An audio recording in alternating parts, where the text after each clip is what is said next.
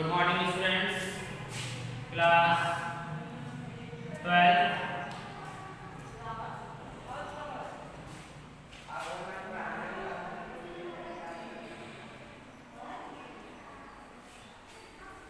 बच्चों, जैसा कि हम आपको पढ़ा रहे थे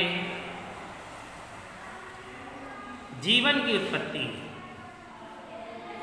जीवन की उत्पत्ति क्या है और कैसे हुई, ये सभी हमने आपको पिछली क्लास में बताया कि पृथ्वी का निर्माण कैसे हुआ था। यानी कि जब हमने प्राइमेटिव आर्थ बताया तो उसमें हमने आपको बताया कि पृथ्वी का निर्माण कैसे हुआ था। पृथ्वी पहले कैसी थी? गर्म थी, यानी कि जब तापमान कितना था? 5000 से 6000 डिग्री सेल्सियस का तापमान था, और तब पृथ्वी गर्म थी। फिर धीरे धीरे पृथ्वी ठंडी होती गई। पहले हाइड्रोजन थी, अब हाइड्रोजन लगभग नहीं है, और पहले ऑक्सीजन नहीं थी, अब ऑक्सीजन है, जिसके कारण जीवन संभव है। वो भी हाइड्रोजन कितने परसेंट है पृथ्वी में? सभी जानते हैं कि 21% हाइड्रोजन है, 78% नाइट्रोजन है, तथा अन्य अक्रिय गैसें हैं, तथा 0.03 क्या है? 0.03 क्या है? 0.03 CO2 गैस है, जो हमारे लिए क्या है? बहुत हानिकारक गैस है। तो आज हम आपको नई हेडिंग लिखाने जा रहे हैं, जिसका नाम है जीवन की उत्पत्ति। यानी कि जीवन की उत्पत्ति कैसे हुई, तो ये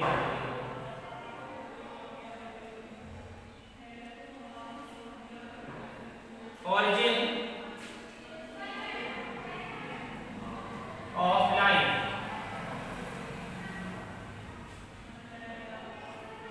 origin of life, ठीक है? जीवन की उत्पत्ति कैसे हुई?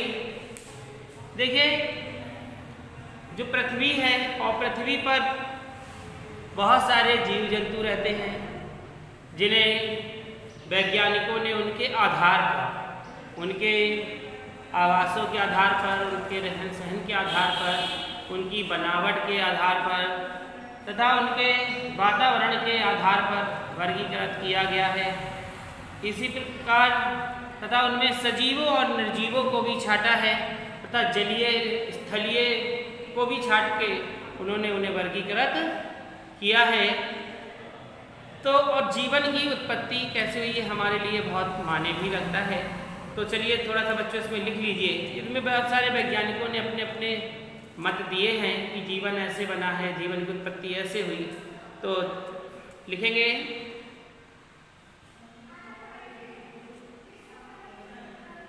पृथ्वी पर पाए जाने वाले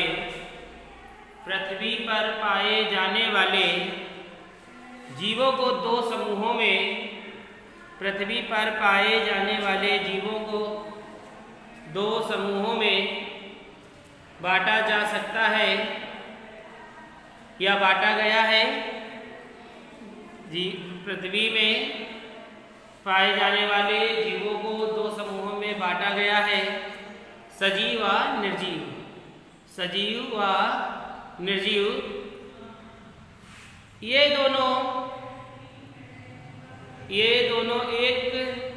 दोनों ही एक समान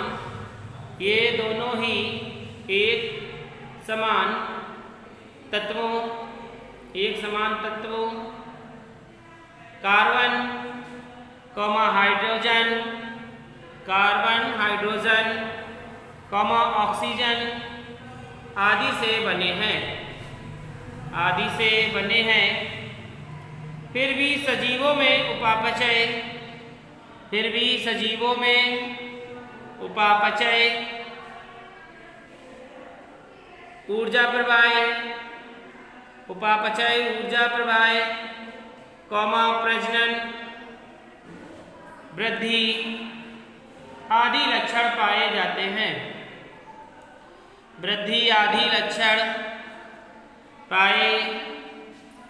हैं। जो इन्हें निर्जीवों से अलग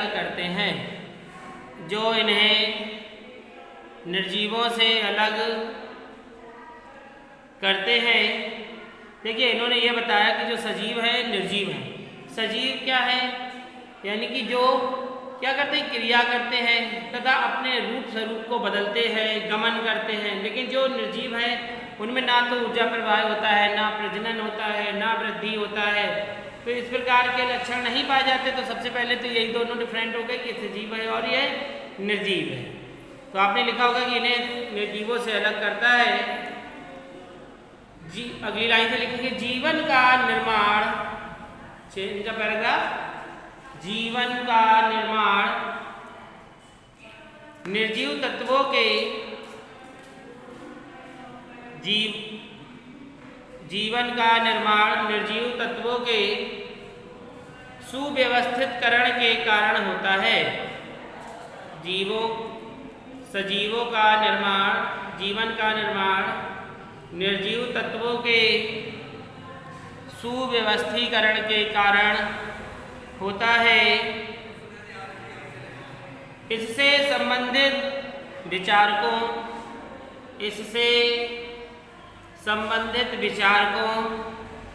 व वैज्ञानिकों द्वारा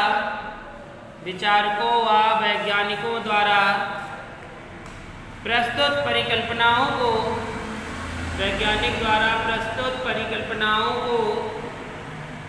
अध्ययन की दृष्टि से दो भागों में बांटा जा सकता है। अध्ययन की दृष्टि से दो भागों में बांटा जा सकता है। नंबर 1 प्राचीन परिकल्पना व आधुनिक परिकल्पना। नंबर 1 प्राचीन परिकल्पना व आधुनिक परिकल्पना। ठीक है, तो दो भागों में बांटा गया। आपको कौन सा, यानी कि प्राचीन, जो पहले प्राचीन थी कि ऐसा हुआ वैसा हुआ, आधुनिक यानी कि मॉडर्न में क्या बताया गया। तो ये अब हेडिंग डालेंगे जीवन की उत्पत्ति की प्राचीन परिकल्पना, यानी कि पहले की परिकल्पना हम बताएंगे। जीवन की उत्पत्ति की प्राचीन परिकल्पना, जीवन की उत्पत्ति की प्राचीन परिकल्पना, जीवन की उत्पत्ति की प्राचीन परिकल्पना। देखिए जीवन की उत्पत्ति की प्राचीन कल्पना क्या है। इसमें देखिए विशिष्ट एक सृष्टिवाद था, ब्रह्मांडवाद था, प्रलयवाद था, स्वउत्पत्तिवाद था तथा जीवोत्पत्तिवाद था। और सबने अपने अपने क्या है, वैज्ञानिकों ने मत दिए थे। तो सबसे पहले इसके नीचे से थोड़ा सा लिखेंगे कि प्राचीन परिकल्पनाओं में निम्न विचारों व सिद्धांतों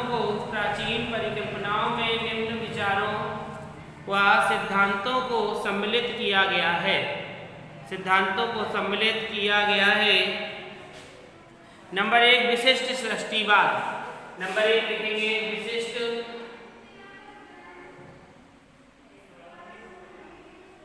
सृष्टिवाद।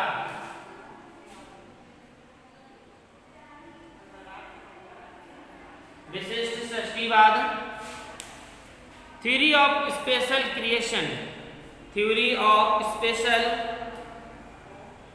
क्रिएशन।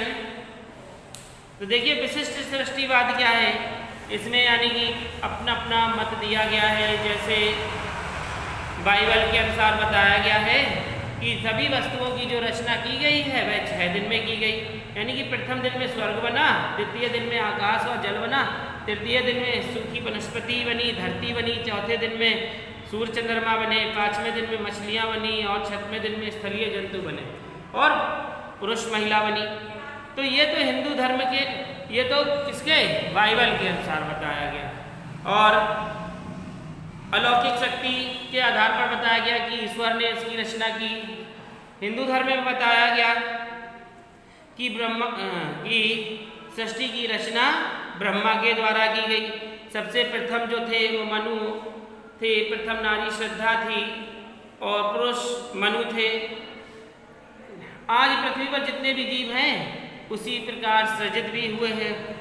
इसी प्रकार मुस्लिमों ने भी अपना मत दिया है कि उत्पत्ति उनके हिसाब से हुई है तथा अपने अपने लोगों ने अपने अपने मत दिए हैं। तो विशिष्ट सृष्टिवाद में आप लोग लिखेंगे, थोड़ा सा लिखिए। विशिष्ट सृष्टिवाद, विशिष्ट सृष्टिवाद सिद्धांत, विशिष्ट सृष्टिवाद सिद्धांत धार्मिक मान्यताओं पर आधारित था। विशिष्ट सृष्टिवाद सिद्धांत धार्मिक मान्यताओं पर आधारित था। जैसे आज भी बहुत से लोग हैं, बहुत से अंधविश्वास में डूबे हुए हैं, बहुत सी चीज़ों को आज भी मानते हैं, बहुत सी रूढ़िवादी को आज भी लेकर चलते हैं कि ये उनके अनुसार होता है, अगर ये नहीं करेंगे तो ऐसा हो जाएगा। जैसे बलि प्रथा है, तो जैसे सती प्रथा थी, ये राजा राम मोहन ने इसे खत्म किया, बाल विवाह था। तो जैसे जैसे मनुष्य क्या हो रहा है, समझदार हो रहा है, जैसे जैसे उसका ज्ञान बढ़ रहा है, वैसे वैसे कई रूढ़िवादियों को मिटा रहा है, उसे समाप्त कर रहा है। और तो जैसे ये पुराने, इसीलिए से प्राचीन सृष्टिवाद कहा गया है। तो लिखे, इसमें लिखा होगा आपने कि विशिष्ट सृष्टिवाद सिद्धांत धार्मिक मान्यताओं पर आधारित था, इसी विचारधारा आधारित था तथा इसके समर्थक फादर सुरेश थे, तथा इसके समर्थक फादर सुरेश थे। इनके अनुसार इस पूरी सृष्टि का निर्माण अलौकिक शक्ति ने किया है, अलौकिक शक्ति ने किया है। ठीक है, जो फादर सुरेश थे तो इन्होंने बताया कि एक अलौकिक शक्ति थी जिसके कारण इस सब का निर्माण हुआ है। तो लिखेंगे बाइबल, अगली लाइन से लिखेंगे बाइबल के अनुसार जीवन तथा सभी वस्तुओं की रचना भगवान द्वारा 6 दिनों में की गई थी। भगवान द्वारा 6 दिनों में की गई थी। प्रथम दिन लिखेंगे, प्रथम दिन स्वर्ग तथा नर्क, कौमा द्वितीय दिन आकाश व जल,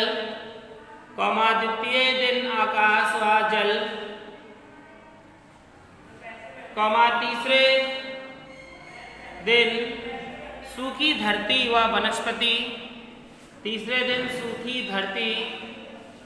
वनस्पति, चौथे दिन सूर्य चंद्रमा व तारे,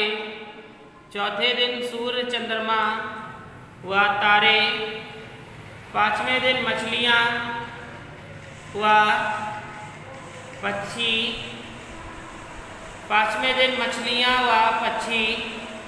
तथा छठवें दिन स्थलीय जंतु व मनुष्य बने, तथा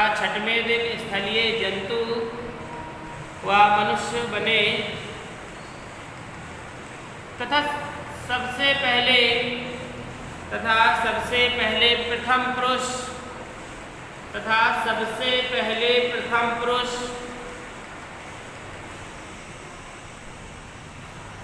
बना तथा उसकी 12वीं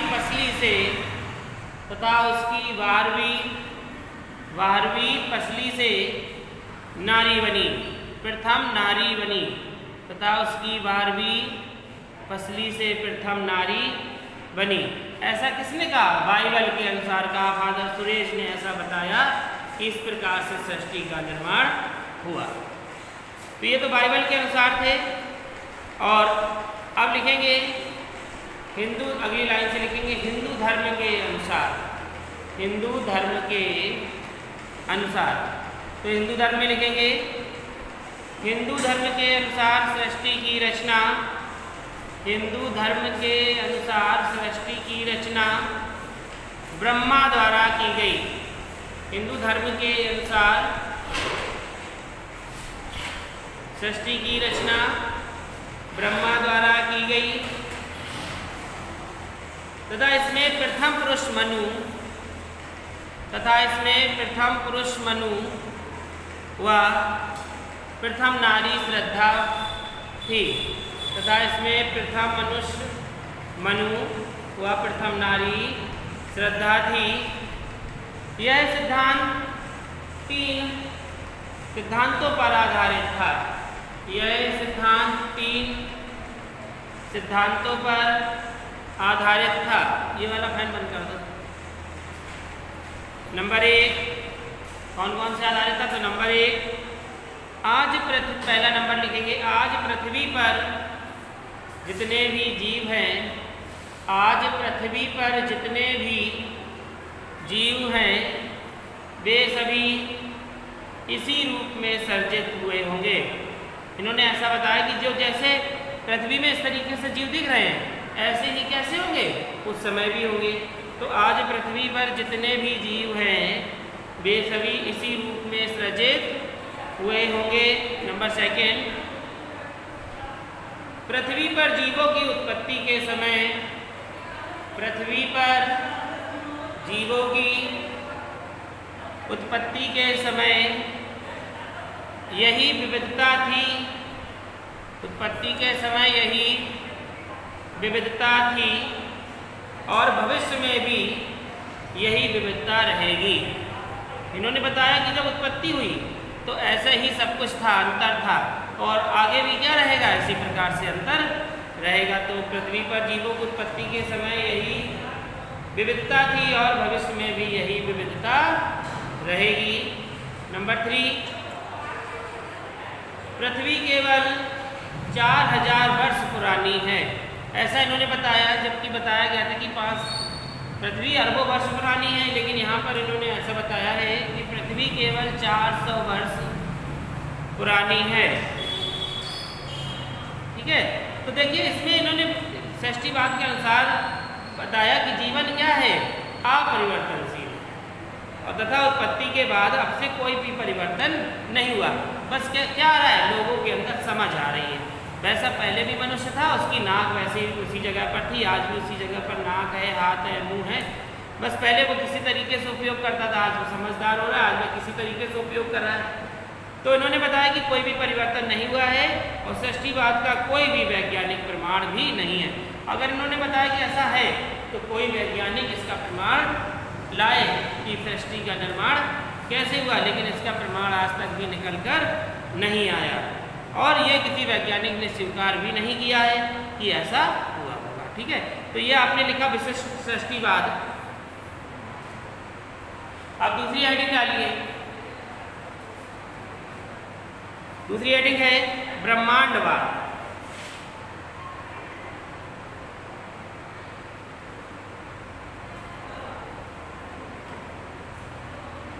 ब्रह्मांडवाद, तो देखिए जो ब्रह्मांडवाद है वो क्या है, तो लिखेंगे इस सिद्धांत के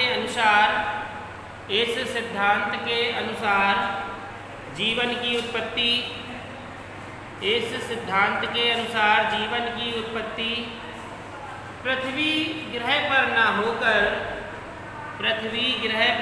होकर किसी अन्य ग्रह पर हुई, किसी अन्य ग्रह पर हुई तथा अन्य ग्रह या नक्षत्र से जीवन जीवद्रव्य बीजाणुओं या अन्य कणों के रूप में उल्का पिंडों के साथ पृथ्वी पर आया। तो इस प्रकार जीवन की उत्पत्ति का यह सिद्धांत, जीवन की उत्पत्ति का यह सिद्धांत जीवन की अनंत कालिकता पर आधारित था। सिद्धांत जीवन की अनंत कालिकता पर आधारित था तथा इस सिद्धांत के प्रमुख प्रतिपादक रिचर थे। अगली लाइन से लिखेंगे, इस सिद्धांत के अनुसार संपूर्ण ब्रह्मांड, अगली लाइन से, इस सिद्धांत के अनुसार संपूर्ण ब्रह्मांड में जीवन है, संपूर्ण ब्रह्मांड में जीवन है तथा जीवों के बीजाणु ब्रह्मांड में एक ग्रह से दूसरे ग्रह पर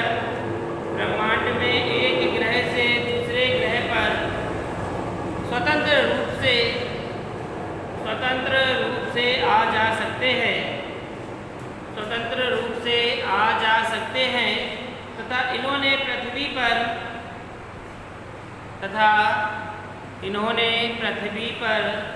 पहुंचकर जीवन के विभिन्न स्वरूपों को जन्म दिया है।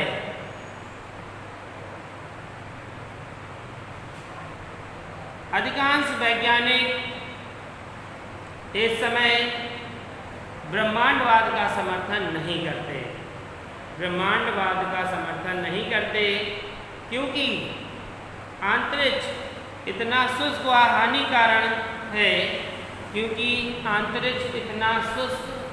हानिकारक है कि उसमें से यदि कोई जीव गुजर जाए तो वह जीवित नहीं बचता। तो यह पृथ्वी पर जीव कहाँ से आए? तो इस पृथ्वी पर जीव कहाँ से आए? तो इसी कारण इस सिद्धांत को अमान्य घोषित कर दिया गया। तो